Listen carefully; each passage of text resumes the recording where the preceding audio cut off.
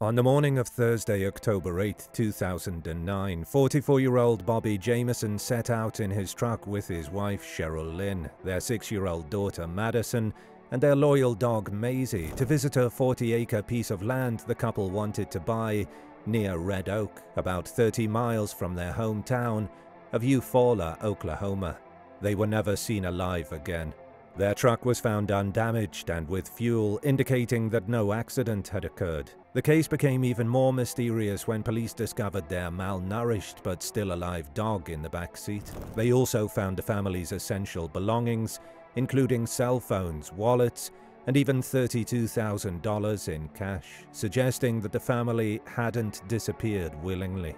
15 years later, the Jamison family's case remains unsolved. Welcome to Bad Things. As usual, we'll be looking at the timeline, the facts, and the theories to determine what most likely happened to the Jamison family.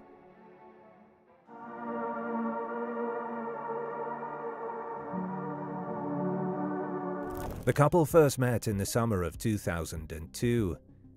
Cheryl Lynn had been previously divorced and had a son, Colton, from that relationship. Despite her past, her relationship with Bobby blossomed, and the two found happiness together. Their joy grew even more with the birth of their daughter Madison in August 2003. A 2010 documentary about the family emphasized their close bond and deep love for one another, showing no signs of conflict. Tragically, they had no idea that a devastating accident would soon change their lives. In November 2003, Bobby was involved in a serious car accident that left him with a severely injured back, requiring ongoing medication. The injury made it difficult for him to stand or walk for extended periods, which took a toll on his career. Despite facing financial and physical hardships, the couple married in 2004 and settled in Eufaula, though they continued to bear a heavy burden. In 2007, Cheryl Lynn suffered another blow when her younger sister Marla passed away. Cheryl Lynn was left emotionally shattered. In an almost unbelievable turn of events, Marla was stung by a bee on her tongue, leading to anaphylactic shock. Cheryl Lynn's mother, Connie Cockatan, later shared more about this tragic incident and how deeply it impacted Cheryl Lynn. She said, "Marla was not just her sister, she was her best friend as well. Her death absolutely devastated Cheryl Lynn. She would spend days up in her room. She was very depressed and had to take medication. It obviously caused a lot of strain on the marriage. They argued, but then all couples do. Things could have turned out better if Cheryl Lynn had managed to recover after a while, as one might expect. However, the episode with her sister triggered something, and she became a victim of bipolar disorder. Her mother-in-law, Starlet Jamison, explained how Cheryl Lynn transformed during her manic episodes. She said, "Bobby loved her and he suffered most of her moods. There was a time when I tried to get him and Madison to move away to Oklahoma City. But really, I would never have wanted to split them up. They had their difficulties, but they loved each other very much." The old man. While Bobby's mother truly loved her son, his father, Bob Dean Jamison, didn't share the same affection, which strained their relationship and caused Bobby great distress. When Bobby was a kid, Bob Dean forced him to work at his gas station and was even pleased that his son skipped school to help him out. Bobby, on the other hand, felt unappreciated and unpaid. This treatment created a fear of his father that would haunt him until the day he disappeared. In 2009, Cheryl Lynn's condition worsened. The same year, Bobby's parents, who'd been together for 4 decades, decided to separate. This decision sent shockwaves through the family, making their feelings toward Bob Dean increasingly clear. Bob Dean had tensions with many family members, leading them to file protective orders against him, including his own son, Bobby, who described him as a very dangerous man.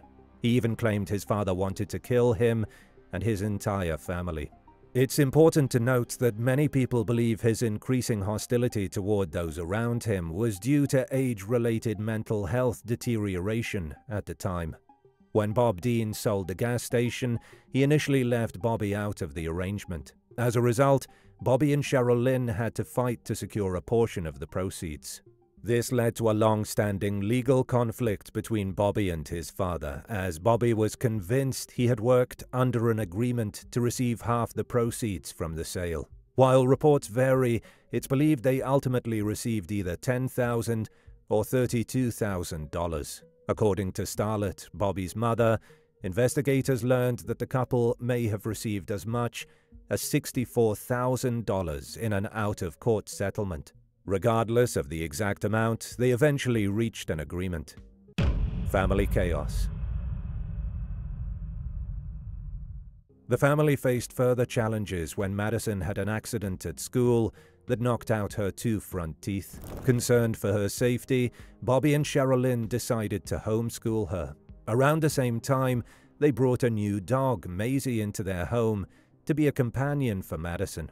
Oddly, rumors circulated that the couple attempted to sue the school over the incident. However, this response seemed unusual for such a minor accident and not the typical behavior expected from concerned parents. At the same time, the family felt overwhelmed and in desperate need of a fresh start. They believed their house was haunted and that they were caught in a spiritual battle. Cheryl Lynn noticed Madison speaking to someone she called her imaginary friend, but Cheryl Lynn believed it was more than that. She was convinced that their home was inhabited by the spirits of 2 children, Emily and Michael, who had lived there long ago. Adding to the sense of dread, Cheryl Lynn suspected someone was poisoning their cats, attributing it to malevolent forces. Her fragile mental state, as previously mentioned, likely fueled and intensified these beliefs.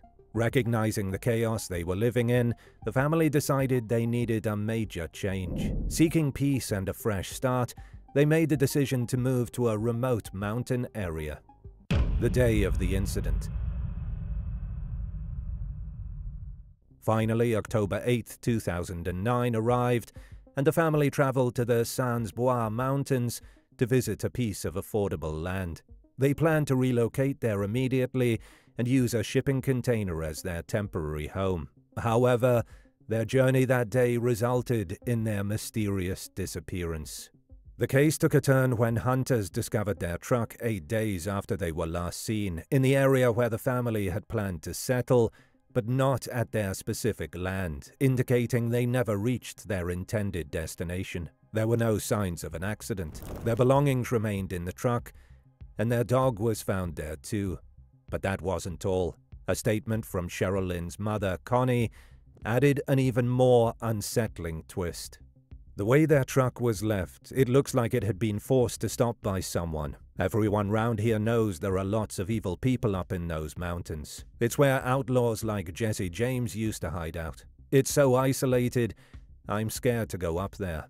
Latimer County Sheriff Israel Beauchamp initially considered that the truck might have been stolen, but subsequent discoveries made it clear something far more serious had occurred.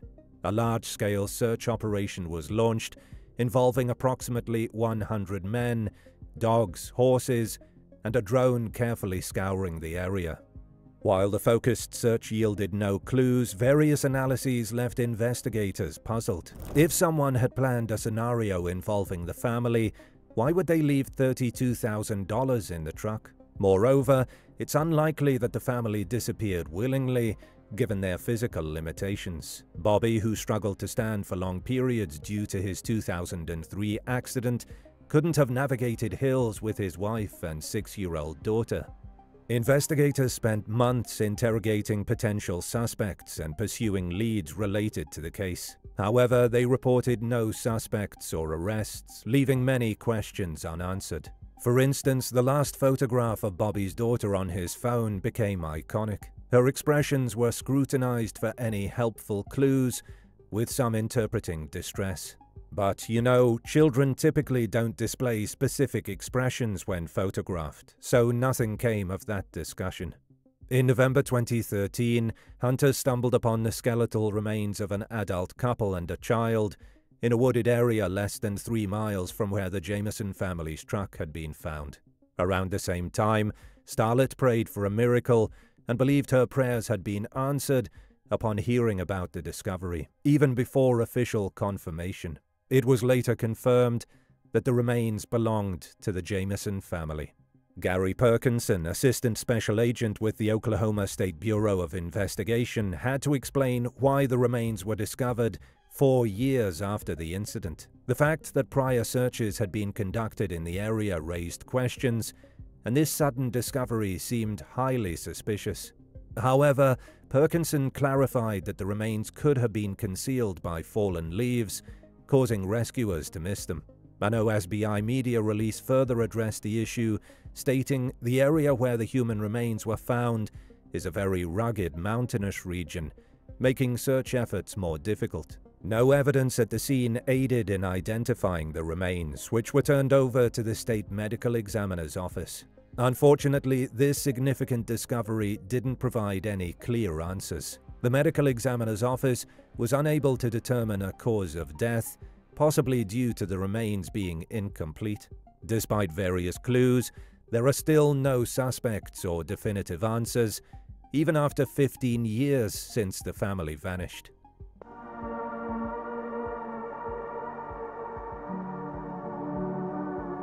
While there's no official report, several theories may shed light on what most likely happened to the Jamison family. This case has sparked numerous speculations, and we'll explore every theory that holds weight to ensure no crucial detail is overlooked in this already unsettling mystery.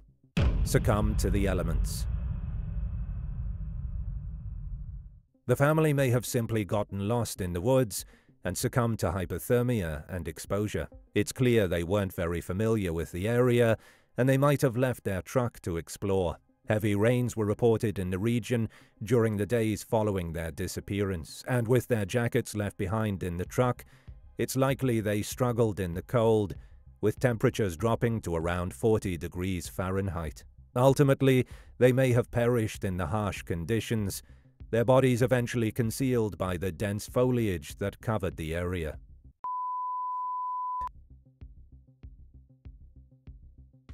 The second theory is a murder scenario. Some believe that Cheryl Lynn had planned this scenario based on her mental condition. The family left an 11-page long mysterious letter in their truck, emphasizing this belief. The letter, called a hate letter, revealed the serious tensions the couple had in their relationship. Cheryl Lynn expressed that Bobby wasn't concerned about his family, describing him as a hermit. Sheriff Israel Beauchamp stated that they were certainly a family obsessed with death. Old Bob Dean did it. The third theory is that the Jamison family was murdered by Bob's father, Bob Dean. If you remember, we discussed that Bobby filed protective orders against Bob Dean. Furthermore, Bobby clearly stated that his father wanted to kill him and his family. Bob's interactions with his other family members emphasized that he was quite a dangerous person and could potentially murder members of his own family. Spirits. The following theory connects the family's disappearance with the statements they made about their haunted house. It suggests that this was all done by spirits that had possessed the family. While clearly ridiculous to some, us included, others made it a centerpiece of the discussion. Connie Cockatan, Cheryl's mother, said, "That part of Oklahoma is known for that, cults and stuff like that, from what I've been told and from what I've read."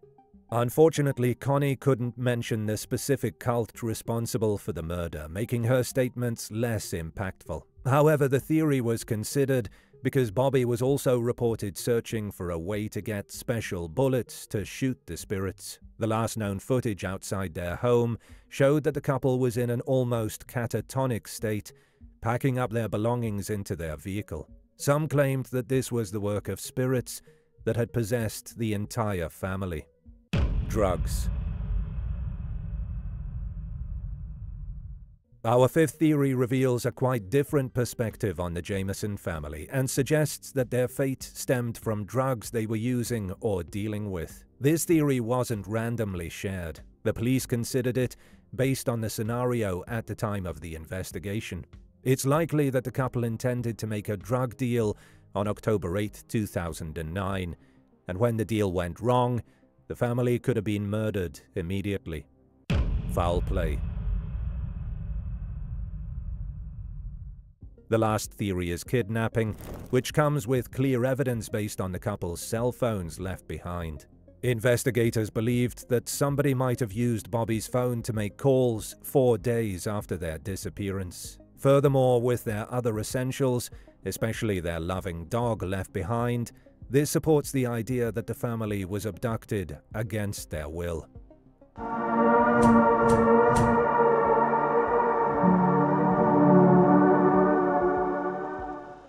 We agree with the last theory that the family was abducted against their will, leading to their bizarre disappearance. Compared to other theories, it better aligns with the statements and evidence regarding this case.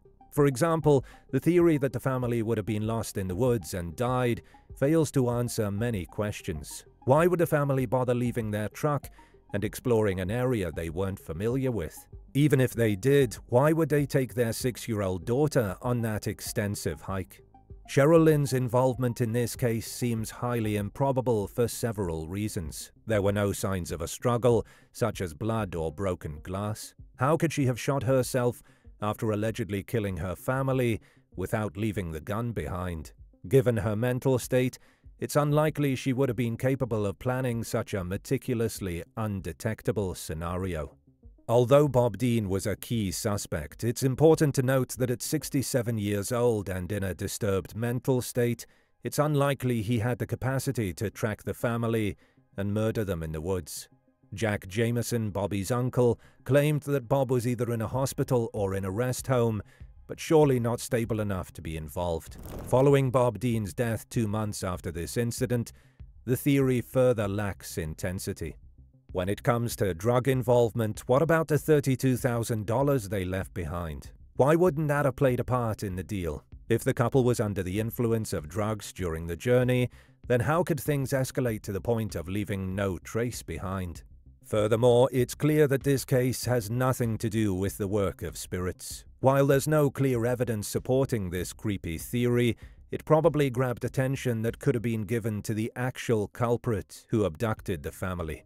It's clear that the family didn't move willingly. Even if they were in a hurry, they would have never left their loving dog behind. The fact that their basic essentials were right in their place emphasizes that the family didn't know they were going to disappear. Colton, Cheryl Lynn's eldest son, had also clarified that he last saw his mother 2 weeks before the incident, and she didn't mention any plans to move. Is it possible for her to simply not tell her son about such a significant change in her life? It's clear that what happened was meticulously planned. The perpetrator knew how to kill 3 people without leaving any evidence behind. Additionally, they were clever enough to hide the bodies in such a way that they remained undiscovered for 4 years, despite thorough searches of the area by investigators. What makes this case even more unsettling is that Bobby's skull had a small hole, which appeared to be a bullet wound. This suggests the family may have been lured to another location and then killed. It's likely that someone local, familiar with the area, could have carried out such a crime. Some suspected a man named David Shearing, who was possibly the last person to see the family alive. While law enforcement never officially linked him to the case or expressed concern about his involvement, some argue it's odd that this lead was seemingly overlooked. If you find this theory unconvincing, consider a crucial detail brought forward by Sheriff Beauchamp. He reviewed a video showing the family had a brown briefcase with them during their journey, yet it was never recovered. The sheriff speculated, "I think it might have held a lot of cash." It's possible the culprit was focused on the briefcase and failed to notice the $32,000 still left in the truck. This makes it highly likely that the family was abducted and then murdered. What do you think of this analysis? Did we miss anything? We'd love to hear your thoughts in the comments.